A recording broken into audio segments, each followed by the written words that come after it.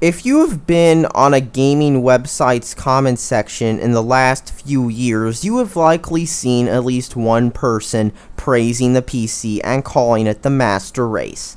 Now, oftentimes, one of their biggest arguments for PC gaming is modding. One video game series known for having a wide variety of mods is the Grand Theft Auto series, and this is all despite the game having no official modding tools. And despite this, it still manages to have one of the biggest modding scenes in gaming.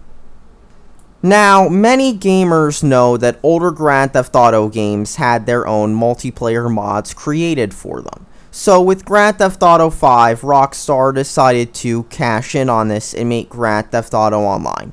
Of course, some gamers didn't like it, so they decided to do what you could do with older Grand Theft Auto games and make their own mod for it. Now, what could possibly go wrong? I mean, these are modders. They're just making a multiplayer mod so they can have fun with their own game that they purchased with their own money.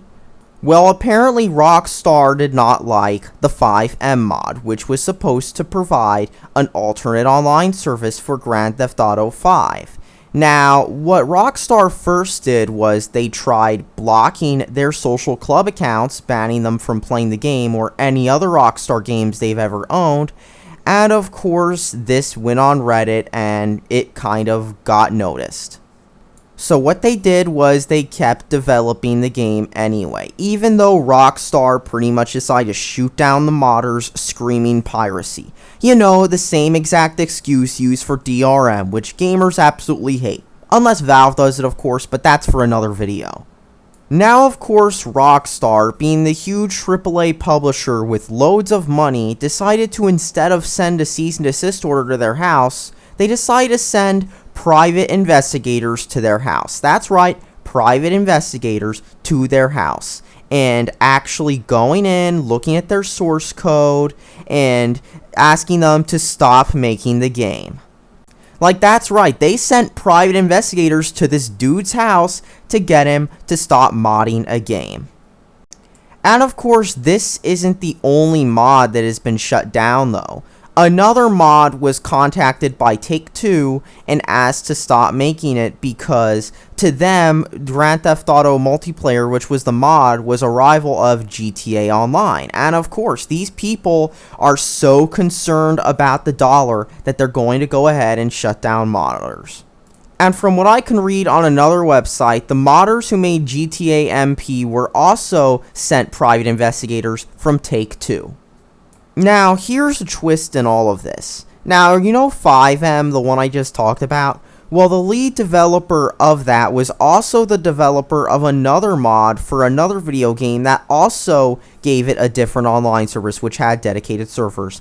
And that game was Call of Duty Modern Warfare 2, and the service was called Alter IWNet. Now, Alter IWNet was supposed to give Modern Warfare 2 dedicated servers, even though the game shipped without them and with peer-to-peer matchmaking only. And Activision did not like this to the point where they sent cease and desist letters and pretty much forced them offline. And they also did the same thing with another mod from the same developers, which pretty much did the same exact thing.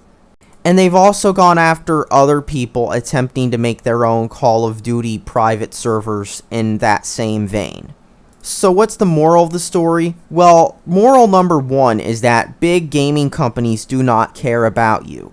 They just want to sell a game, and that's it. It doesn't matter if the game is good or bad, or if you want to do something with the game that they don't want you to. And speaking of that, number two is that the gaming companies, sure, they might let you mod, they might turn a blind eye to it, but the second you make a mod they don't like, they will go after you and try to get you shut down.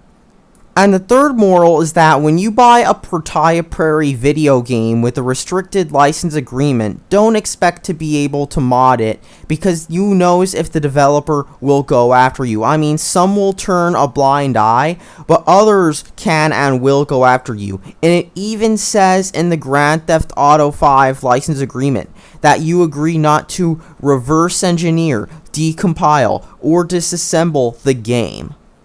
At the same time, ID Software has one of the biggest modding scenes in gaming. I mean, who knew that you would be able to find mods that recreate the original Doom in 3D, or various maps and levels for each and every ID Software game? Now, what is ID Software's secret sauce for keeping the games going years and years after they came out? Well, I'll explain it. The GNU Public License.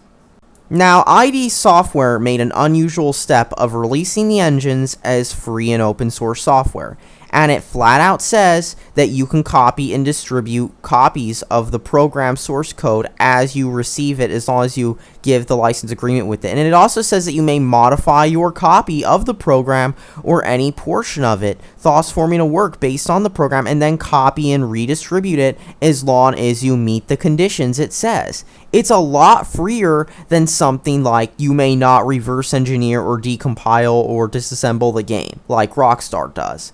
And well, if you break those, you might end up with private investigators on your doorstep. And at this point, if the PC wants to have more mods, game developers are going to have to start putting their games under freer licenses and not go after game modders for modding their games. Because at this point, if this continues, you're going to see less and less mods that you want for your games, and more abandoned games sitting on a pile that will be forgotten about in a year or two. And that's all that really needs to be said. Thanks for watching, subscribe for more.